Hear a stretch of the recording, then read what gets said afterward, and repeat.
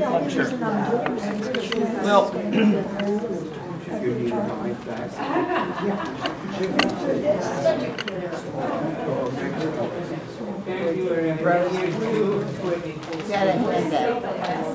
I don't know where they are. Here, put it on top of you. Put your back on. good morning, everyone. I would like to simply, you may have seen yet Sunday's paper, New York Times, and on the very front page, and there was also a part of the paper, what do you call that, an insertment of that. But it says Chugoku, China, actually it's not Chugoku Kisoku, but that doesn't mean China rules. And I'm thinking, gosh golly, it could be the rules in China, but not China rules. That's a different interpretation. And it's a very, I don't know what to say about journalism at this point. If we look at Chugoku Kisoku, now let me show you something here. I got for you. Here's a very basic, please make sure you can hear me. Basic dictionary. You can pass it around in terms of how to look up words and the characters.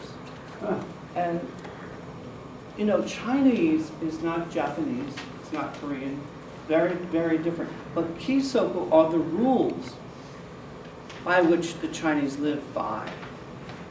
But that doesn't mean that China rules.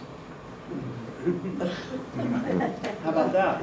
So you can pass this around, and don't worry about it. It's an old. I use it every day. So, but this is something that we will, of course, talk about.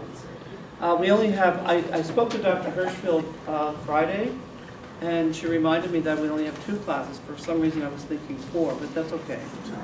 Now, so what I'd like to do is we left off looking at Buddhism, but we want to go into the T'ang Dynasty. Now, we're going to jump a few dynasties into, of course, the 19th century. But let me just say a few words about the T'ang Dynasty. And the reason I think it's very important for us to understand the T'ang Dynasty is that it really is, if anyone wants to know anything about China, it is going to be on the basis of the flowering of culture in the 8th century AD. Now, what do I mean by that?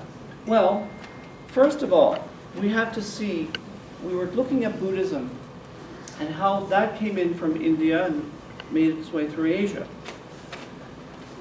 We look at now this period, say, for example, from after the Han. So we're looking at the period, that period there is terrible. It's chaos.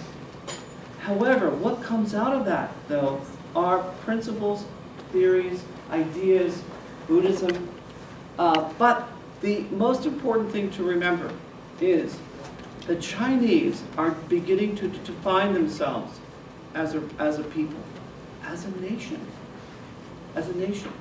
Nations come into, when we talk about contemporary words, contemporary history. Only in the 19th century did we see the nation building beginning to happen in Europe. Maybe even 18th century.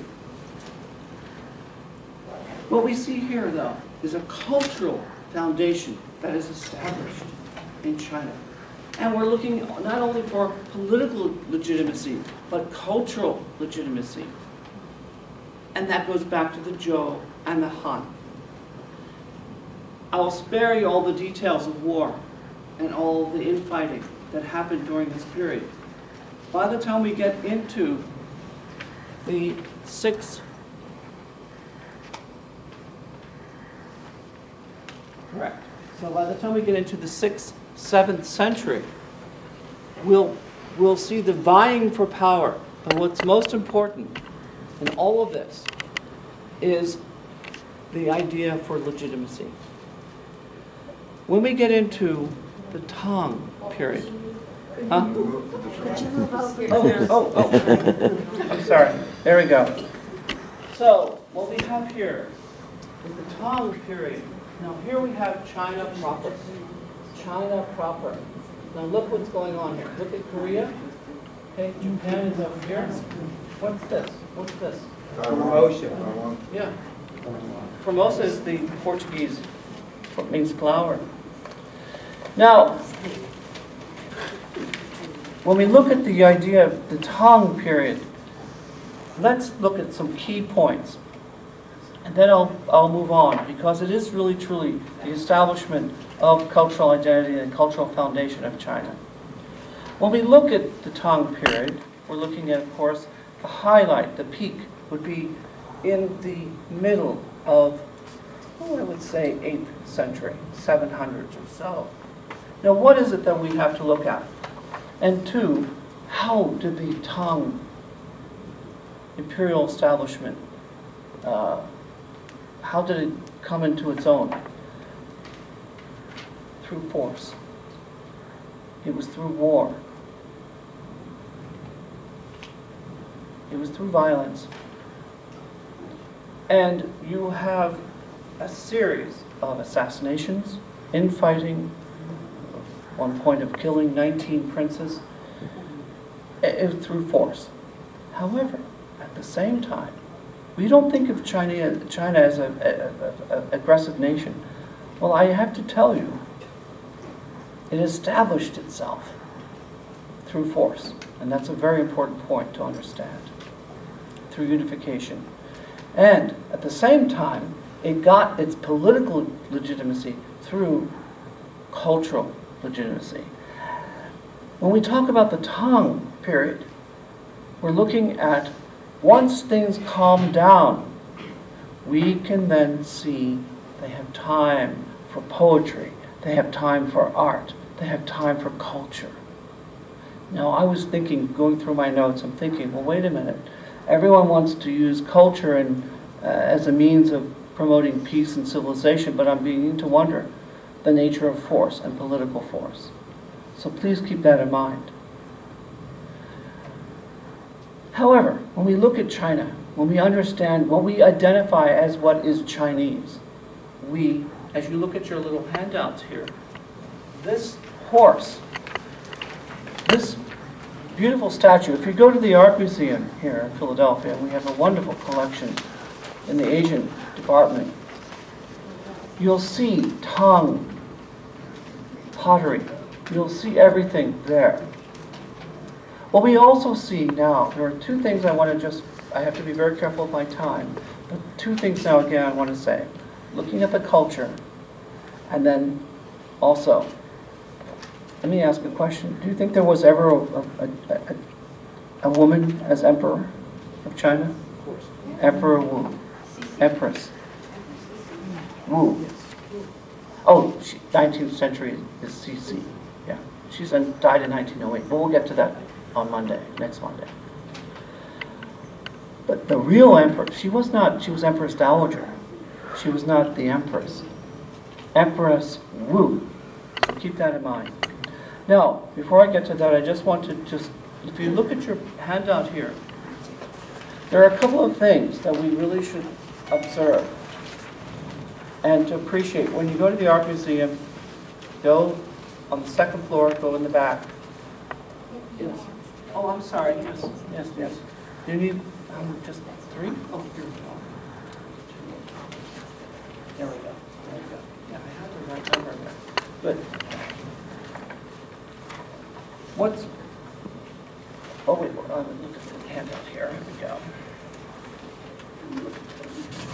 So we have here, basically, a woman on a horse. Now, this is interesting. We have, in many ways, the gentrification of the northwestern Chinese, who are now taking on Chinese names. They are assimilating themselves. These are nomadic peoples who are becoming Chinese. And they are going to create a line of legitimacy. So through their military power, then they take on the Chinese names. And then they identify themselves with the Zhou and the Han, which has, of course, has already established identity in terms of what is China. Okay? But what happens at the same time, once all of the murders have been done, we have now poetry, we have painting, we have sculpture, we have also what I would consider to be a cosmopolitan environment. Why? Because we have the Silk Road. We have commerce coming in from the Turks, coming in from the Middle East. And the Chinese government, the T'ang government, is facilitating this commerce. And it's creating a very interesting cosmopolitan culture. So when we look at this simple sculpture, so again, if you go to the art museum, you will find many of these beautiful porcelain and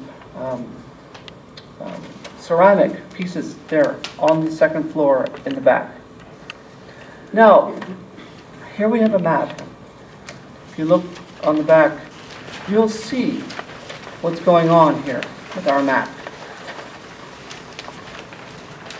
Now the dark part, you were asking me the other day, what is the difference between the colors and different parts? Well, look at this map here. We have Tibet, we have the Philippines, we have Borneo.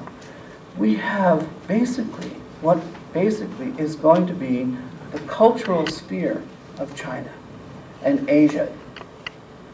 So when we look at Chugoku, China, what does the word mean? What does it mean? Middle Kingdom.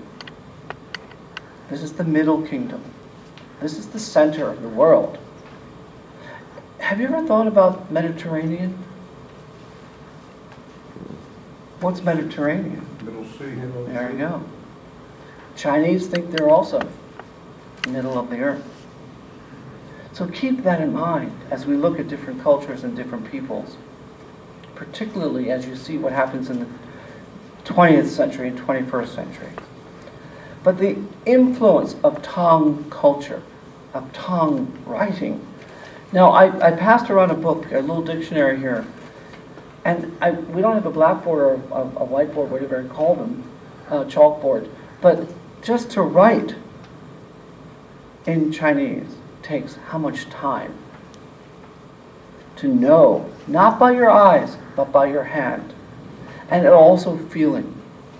Now, during the T'ang period, we have the establishment really basically of cultural standards.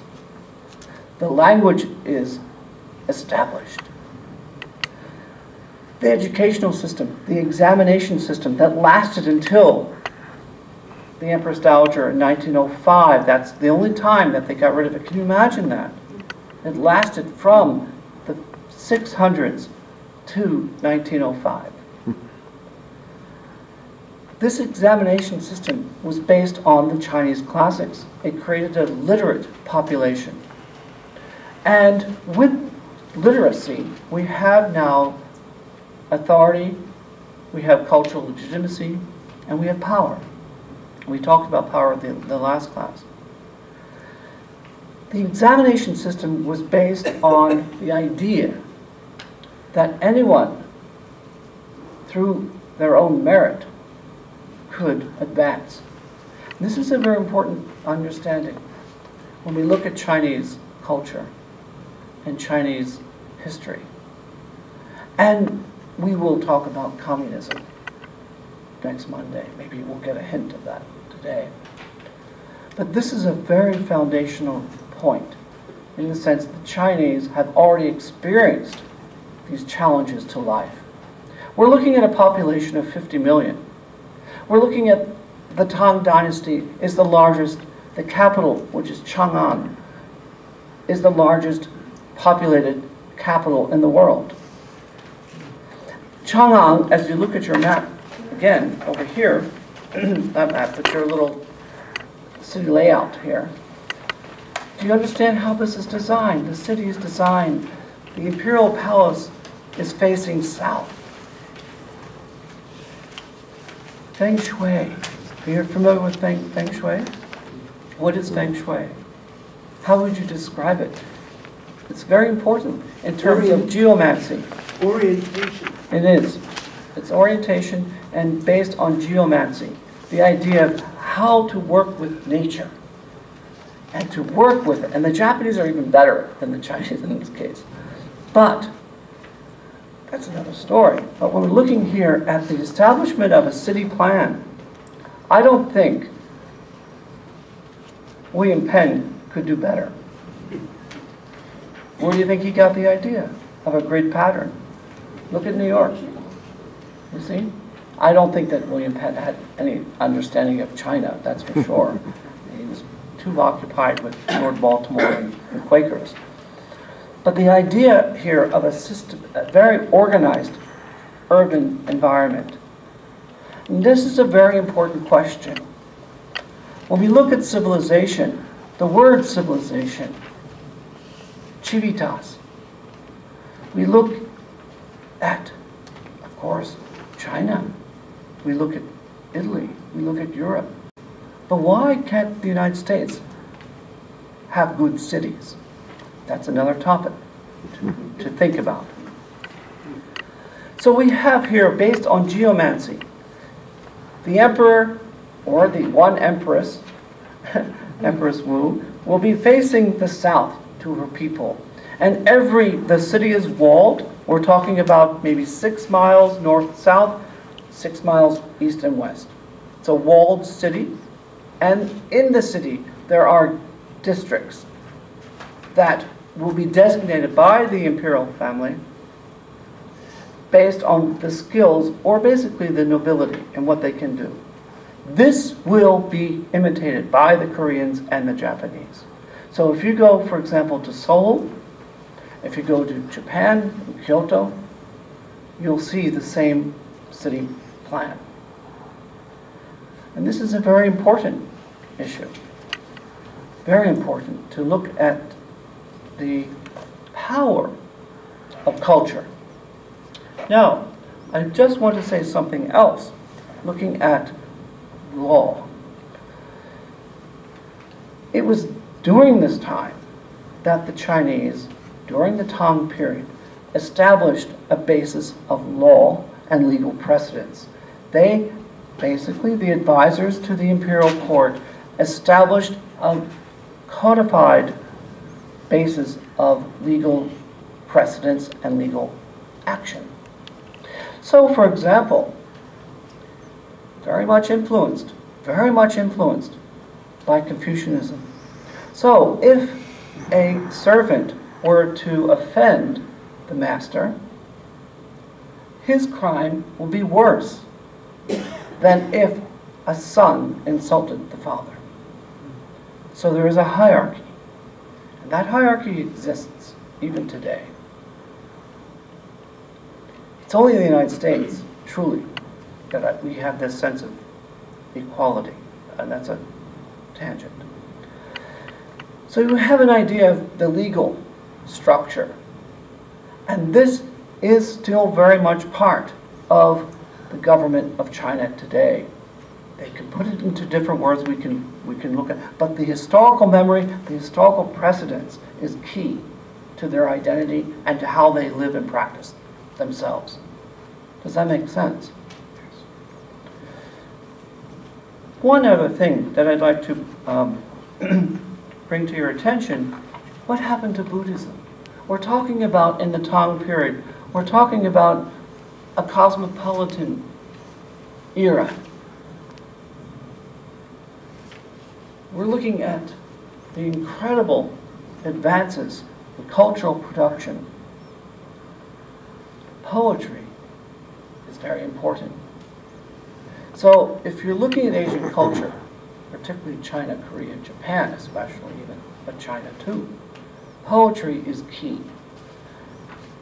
Look how much effort goes into learning the language. It's very important to know. And how does one write your Chinese character? I wish I had my little board here. But how do you write your words? How do you write them? It's by hand and stroke order. It's a very disciplined language. It's not phonetic at all. Not at all. And it's not necessarily visual. It has to be a combination of words, symbols, and hand. Very important to understand. We used to, of course, have penmanship in our world, but no longer. So we have now, of course, we have the legal system, we have the cultural basis, we have the cultural basis providing the legitimacy of these warrior people who are establishing a state, which is China. Now, you have in your handouts there calligraphy as a fine art. Do you have that there? Yes. And that's why I would love our little, I can't do anything, I would love to have you write something. We could try that. Do you want to try to write something? Do you want to try it? Try to write something. Can you do it? I'll give you a clue. Let's try this. Let's write. I'll give you a word, and I'll show you how to do it. Okay? Can I borrow your pen and your paper? And everyone, follow along. I'm going to use the word.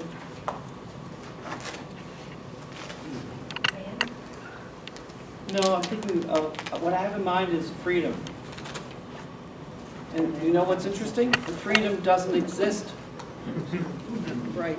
So here is a concept that the Chinese have to learn. And so I'm going to write it down here. So just follow me. I'm sorry I don't have a little blackboard here. But go 1, 1, 2, 3, 4, 5, 6. Do that. Try that. I need a blackboard. So 1, 2, 3, 4, 5, 6. It looks like this. Can't see it. Yeah. This is a hard thing. Yeah. Let me take your word. Well, I'll show you. So, just do your hand. Everyone, just do your hand. 1, 2, 3, 4, 5, 6. And that is self. Correct. There's no concept of self with the Chinese or Japanese or Koreans. This is all very new. But the kanji, this word, that character means a lot. So the character carries weight. We take it for granted. Chinese don't think this way. They don't. Everything was double happiness.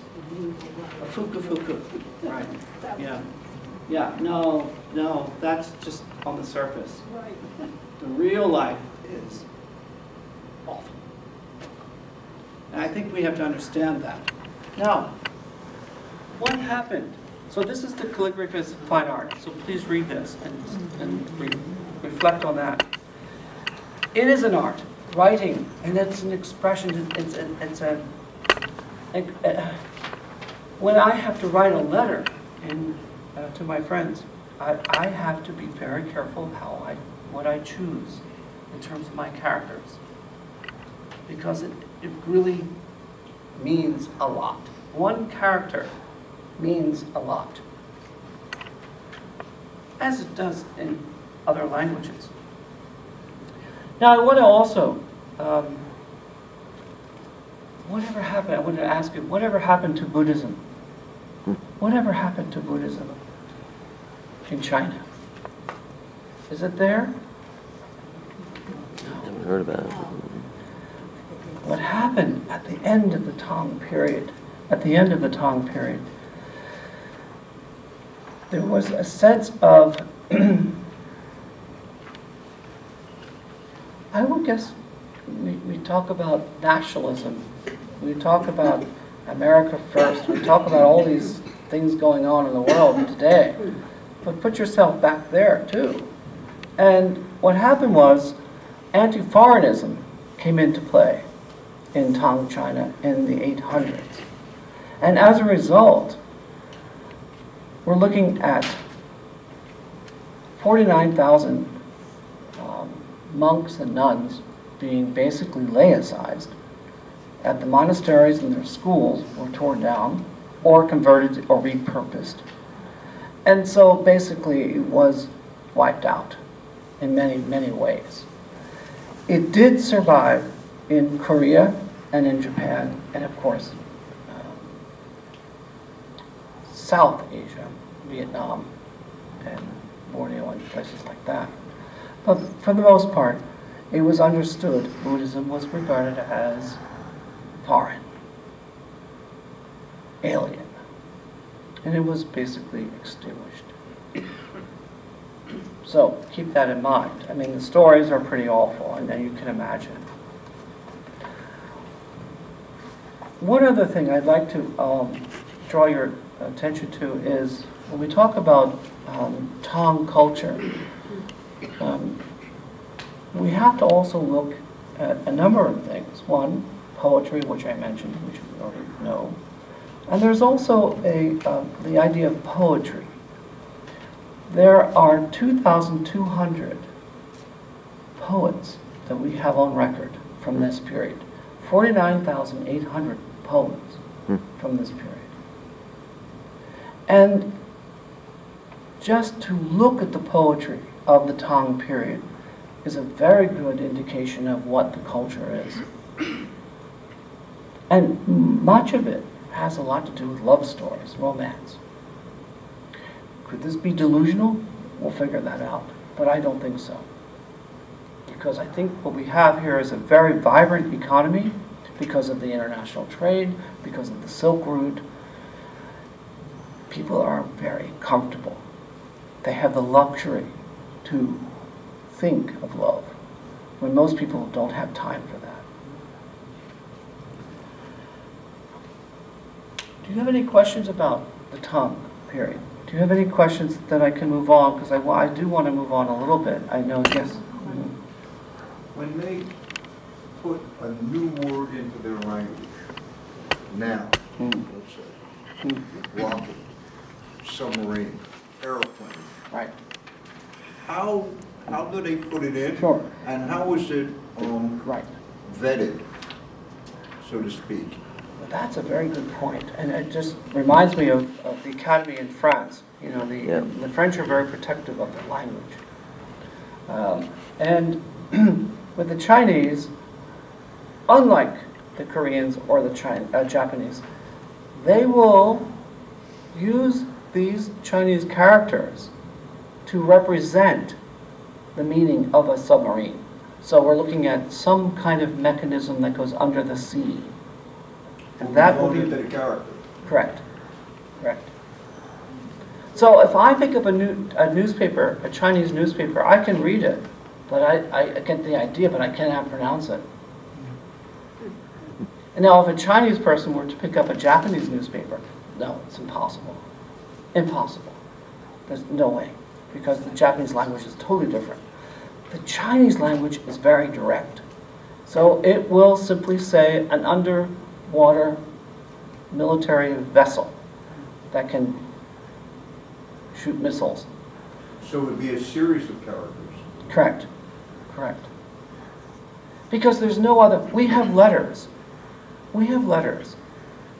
Phonetics. I mean, this is kind of weird, you know? Chinese have images. So it's ideographic, if that makes any sense. It's ideographic. So I can look at something, I know it's water. I know that there is a tree there. I can look at it and I can see it. So if that dictionary is going around, you look at, and then how do you do, in terms of a dictionary, how do you know to search a word? How about the computer? How do you do your Google thingy on the computer? It's fascinating. Yes? How do you do sign language? Sign language is in and of itself a particular language which is communicable. So it will work. So it will be translated by a specialist in Asia, China in our case. So if you want to say something, the person using the skills of sign language will use it in a way that communicates the meaning of the, for example, just tree. I'm thinking of tree, okay? or love. Say love. So there's going to be there's a universal component to sign language. And how to translate that, that's the tricky part. So when you have, say,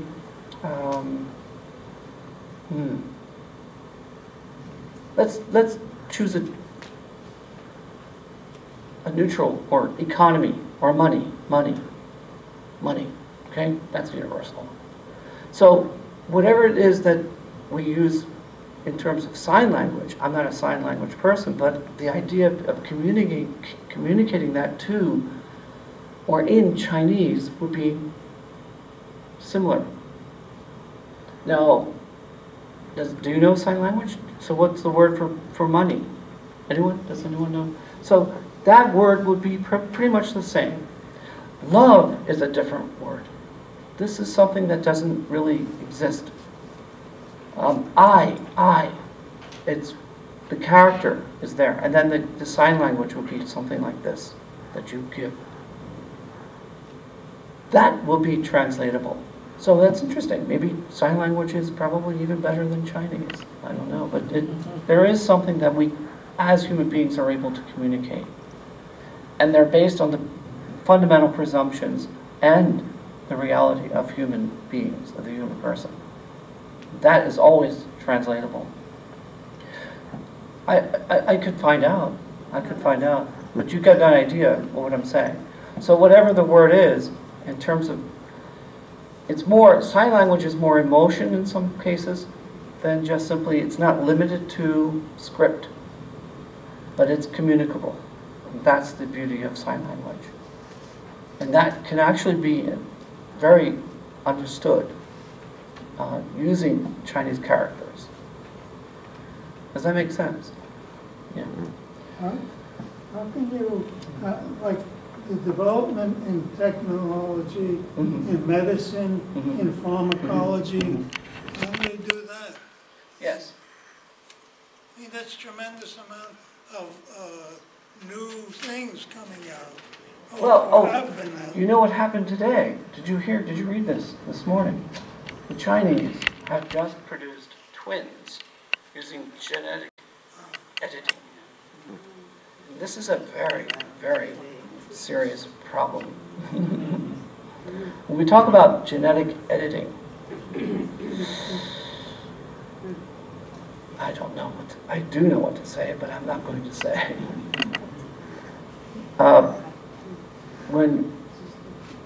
Just think about that, if that makes any sense. Now, to respond to your question, in terms of pharmacology, it's not limited by words, because the Chinese characters will directly tell you what the ingredients are of that word. So it works. It's very, very rational. Very rational. The use of the Chinese language is very rational. Did I answer your question? I know. Think. And because I threw you off by talking about genetic editing, but yes. Twin humans? Yes. Yeah. So that's something to keep in mind. Okay? When we look at the 9th century of Tang, we see in many ways this concept of dynastic cycles coming in. The rise and fall of imperial rule. I do want to mention too, I promised you to talk about Empress Wu. Let me find here a little story about Empress Wu. She was a concubine of the emperor, and she made her way into the imperial court, and basically we're looking at a time frame of, say, I have the exact dates here, let me find it for you. I should have put a little note here, but I know what to do. Yeah. I want to tell you this because it's very important. Very, very important.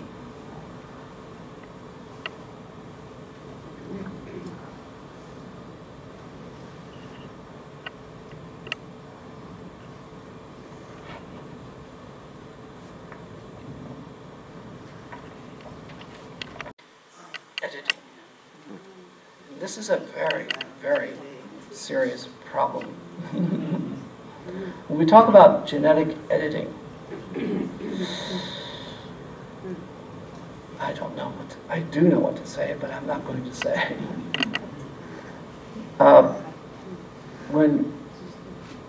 Just think about that, if that makes any sense. Now, to respond to your question, in terms of pharmacology, it's not limited by words, because the Chinese characters will directly tell you what the ingredients are of that word. So it works, it works. It's very, very rational, very rational. The use of the Chinese language is very rational. Did I answer your question? I know. Think, and because just I threw you off by talking about genetic editing, but yes. Twin humans? Yes. Yeah. So that's something to keep in mind. Okay?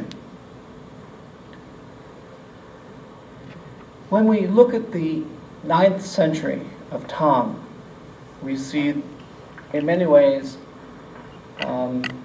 this concept of dynastic cycles coming in. Rise and fall, the rise and fall of imperial rule. I do want to mention too, I promised you to talk about Empress Wu. Let me find here a little story about Empress Wu. She was a concubine of the emperor, and she made her way into the imperial court, and basically we're looking at a time frame of, say, I have the exact dates here, let me find it for you. I should have put a little note here. I know what to do. Yeah. I want to tell you this, because it's very important. Very, very important. I'll just read this to you. Empire building, and this is an important point too, because it does relate to what we're talking about in terms of contemporary China. So we think of China as peaceful, passive. I would have to disagree. Now here's an example, not that there's anything wrong with this, but empire building during the Tang period, of course, and don't forget, we also had the Grand Canal, which linked the north of China to the south of China. This is an incredible engineering feat that if you still go to China, you will be able to use the Grand Canal and bridges and all of the wonderful things that are happening. Here, empire building continued apace during the late 7th century. So we're really looking at the 600s here, particularly 650 to 683. Now, the whole court during this time was dominated by Empress Wu. Here is a woman who was a concubine, who was probably because she was beautiful and powerful. She knew how to use power. Her personality is really the key, if you understand Empress Wu. She was ruthless and politically adroit. Her rise to power is that much more remarkable because she did not begin as an empress, but as a concubine. Her influence on the emperor between 650 and 683, he had a stroke. The emperor had a stroke, and she took control. From that moment, from 650 until 701. Can you imagine that?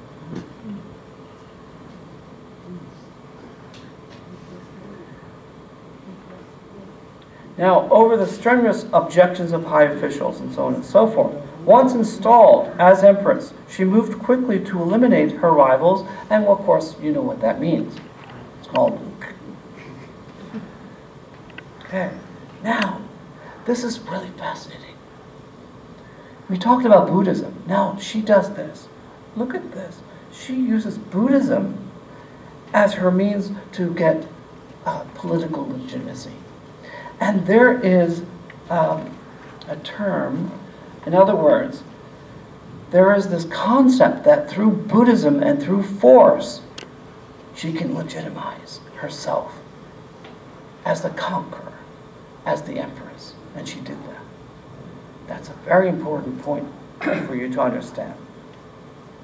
So she did use the so-called as the female Buddha Maitreya.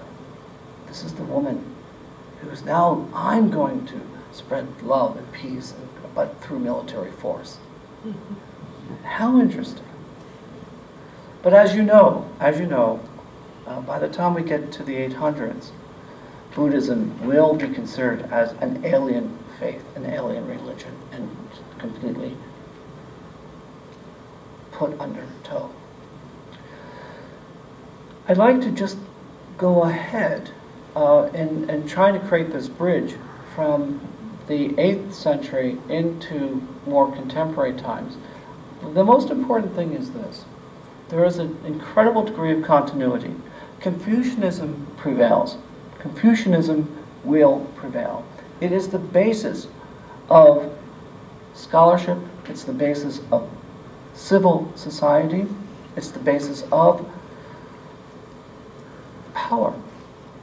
We talked about the organization in terms of the educational system, the examination system.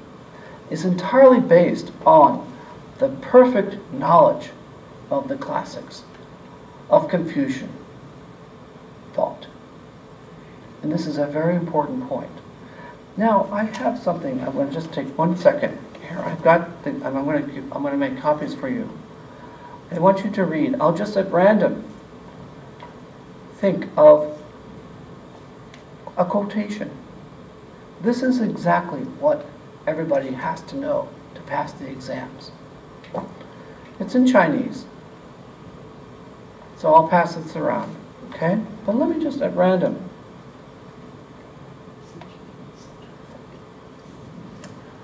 When simply talking, even then, he thinks, I'm humming verse again. Yeah, this is exactly how they're thinking. He was only a common farmer when that morning brought its light. And yet, as the emperor's minister high, he trod his halls at night, for generals and statesmen, too, are seldom raised from seed. That very youth should struggle hard. This is the vital need. This is very important to understand. And the beauty of the language and the integration of Confucian thought with poetry and the sophistication of language is very important to understand and to respect Chinese civilization.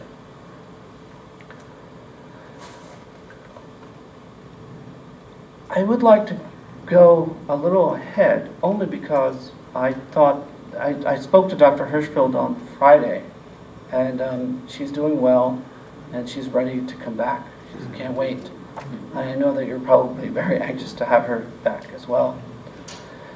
But I have to go now to the 19th century, and I think that you were asking me this morning, can we talk about contemporary issues? And so what I'd like to do is today, one thing is to understand that the cultural foundations are established in China. And there is a tremendous degree of continuity. You can go anywhere in the world, and there is a Chinatown. Now, I want to jump a little bit, if I may. I'm going to spare you all the details of war and imperial dynastic succession. Let's go to the 19th century when we talk about imperialism and the nature of Western imperialism and the impact that it had on China and Asia. For example, the biggest example would be, of course, India and Great Britain and England, Britain. But what about China? How did China respond? China was at the focal point. It was the target of European and American imperialism. So what is imperialism? Can we define imperialism? I have at least 4, maybe 3 concepts of just let's think. Can you give me examples of imperialism? At least 3. Give me 3 examples of imperialism. Cultural imperialism is very, very important. Number 2. Political, military. Number 3. Economic. All right, so we don't, now this is what's happening. Now how would that happen in China? How would that have an impact with the Chinese? What's going on in China? Well, let's look at trade. Let's look at the economic situation. The political situation in China, there's a big difference. What's going on in Europe in the 1700s? In this country, and France, and then the 19th century, we have the emergence of nationalism. We have the emergence of the idea of a state, which is connected entirely to the idea of empire. The Chinese have their empire. They have it through what is understood as, well, if you forgive the term, basically treaty port, or I would say the idea of tribute system. And this is a dated term, but I'll use it for our purposes. Tribute. In other words, China is the center of the world. China then will recognize the other nation or other people as a friend, as one who bears tribute to China, only to China. China, the government, the imperial court, will give a name to that country, whether it be Vietnam. The Vietnamese were never able to be subjected to the Chinese, and that's another story there. They always won. But Tibet, everybody in the periphery of China was to be a tributary state.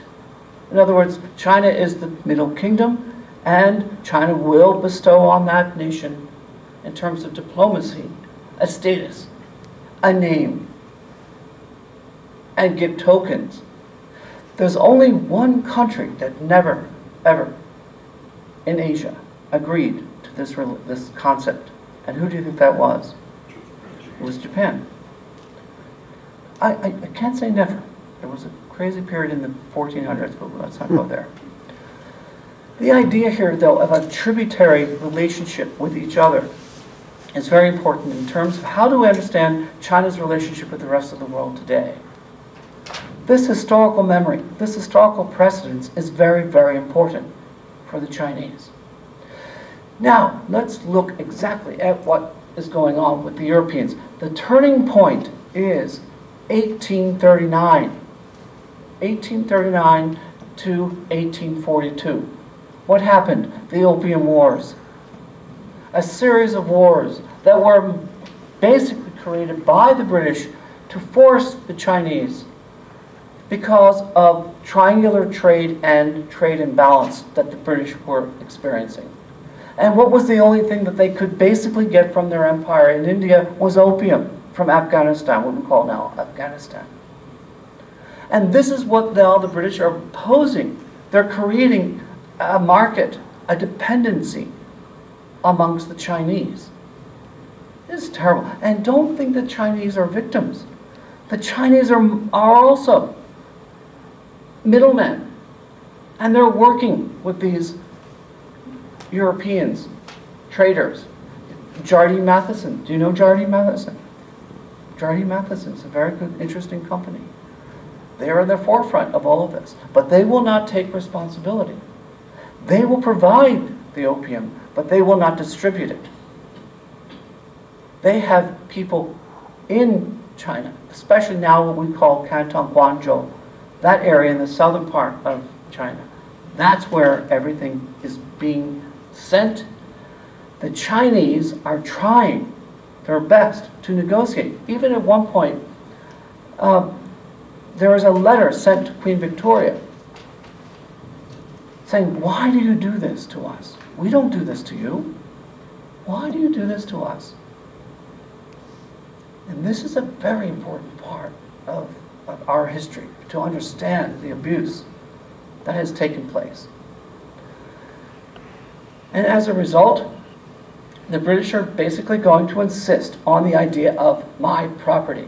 You're destroying. So they sent a minister down from Beijing to Guangzhou. Hong Kong is a result of this. So there is a war. Everything is basically fought out. The British win because they have better naval power and so on and so forth.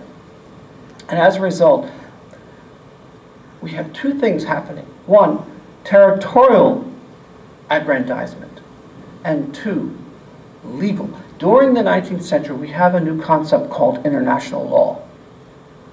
This is beginning to stir the minds of the Germans and the British and the Americans. And the idea is simply to justify their territorial and economic advantage over Asia. Theodore Mahan is a very important person for you to know, because we're looking now at where is the source. What is the source? Where is that source of power? There are two areas. One, naval power, and two, territorial power. And this is what happens beginning in 1842 with the Treaty of Nanjing. And that Treaty of Nanjing established, now remember the date, 42. So we have until 1949, China is under duress. And this is very important for you to understand. Now, what are the terms of these treaties? I'll just give you maybe three things. One, extraterritoriality. What is extraterritoriality? Extraterritoriality. In other words, we have basically an American, a European in China who does not now have to respond or obey the laws of China. Because according to international law, which is developing now in Germany and in Europe, no. You are not. You have, it's not quite diplomatic immunity, but in other words, you are not responsible to the Chinese. And what does that really have in effect? It means that the Chinese have no governance. They have no control over their own people, over their own country. Do you understand that? Trade will be dictated according to the terms of the British, of the Europeans, and I'm hesitant to say the Americans. I'm not going to say the Americans yet. I will not do. I won't, because it's true. But I do want to say, most favored nation clause is part of this treaty system. This is called the Treaty Port System, which regulates 19th and 20th century up until Communist Revolution in 49. It dominated, of course, World War II, World War I, all of that. This treaty port system denies the national integrity of the Chinese. The British, the Germans didn't really come into existence until maybe the latter part of the 19th century, but the Dutch have been involved. The Germans come in and they basically carve out China. They put China on the chopping block. And this is my territory, this is my, and the Japanese come in too. Okay, that's a different story. But this is the nature of 19th century imperialism into the 20th century. So when you deny the integrity, the national integrity of the Chinese, which begins in the middle of the 19th century, we see, I would call it a crisis. Now, I want to also bring to your attention the idea of the Taiping Rebellion. So there is a saying in Japanese, there's a saying in Chinese, we have inner pressure, outside pressure, gaiatsu. And then there's also problems within. In the 1850s, as a result, this is bizarre, as a result of the trauma of the Opium Wars, we have a Taiping. What does Taiping mean? We're looking at a man who has visions of a gold-bearded God who is going to now basically say, yes, and Jesus and my brother, my little brother, Jesus doesn't have a baby brother, but this Chinese guy, he kind of is inspired by this Protestant missionary and is just delusional and believes that we're going to have to make everything good in China. A gold-bearded man and Jesus and his baby brother. I don't even know what to say. This creates a tremendous crisis in China. And it's very important for this is beginning in 1850. And this will actually destroy the internal organization of China. So you have the government in Beijing trying to fight this radical peasant rebellion in the south.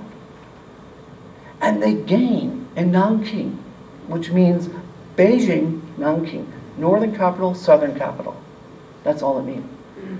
And they take over China from 1850 until almost the 1860s. This is a trauma for any, you talk about the Civil War, this is even worse. So the Chinese are now trying to fight the incursion of the Europeans. And now within their own country, they have civil war. So from the 1839 until really, truly, 1949, China was at war with itself. And it wasn't helped by Europe. There are very interesting stories in there because of World War II, World War I. But Japan enters the scene, and Japan now wants to take over China. And that's another big problem. You have any questions? Yes? So basically, the opium was introduced in China by the Europeans. The British, correct. The British. Correct. As basically a commodity to In order essentially to- offset the trade Correct, correct. that was coming out of The China. trade imbalance, correct. Because what could the British, who wants woolies in China? You don't want woolies. We do, but not in China. And they couldn't manage the economic competition. So the British, basically, we have a triangular trade system. So we have India, England, and China. And England is going to make sure that it has the competitive edge. It has the economic advantage. So the opium dens, the picture of the opium dens, in my mind, were Chinese. But they weren't Chinese. They were, in essence, introduced by the British into China. But the Chinese were also middlemen. They were involved as well. So it's an opportunistic experience. Yes? Was it just tea that the English wanted? What did they want from China? What did they want? Before they wanted tea, but before that they were coffee drinkers. And then all of a sudden they got tea. And that would offset the imbalance of trade. So they had to be able to get money. And silk. Yeah, silk. I was going to say silk. Yes. So we're looking at trade imbalance and free market economy. We're looking at all of these complexities. The spices would, pepper is the big issue. Pepper and tea and silk. Because the British had nothing. Oh, but don't forget, in the 1830s, the East India Company was disbanded. It was broken down. And so that was open market economy. So now everyone's trying to create their own space in China. Greed. That's what it was. But you still had to have something that China wanted in order to buy something. What do you think that China wanted? No. Well, Up until 1908, China refused to accept. It refused to, because it believed that they were so superior to everybody else. They refused to, they weren't even able to negotiate terms in terms of treaties. They were just, there were two great diplomats that the Chinese had. That's my question. How are you going to buy tea if they don't want anything? Because the British insisted. After the Opium War, they took Hong Kong, they took all the territories on the east coast of China. And they established, according to the treaty port system, those rules of those terms that were imposed upon the Japanese and the Chinese and the Koreans. This set the whole nature of 19th century up until early 20th century diplomacy. Those terms were always in place. And they were created as the result of the Treaty of after the Opium Wars in 1842. Those terms dictated everything in terms of what was to happen. Hence.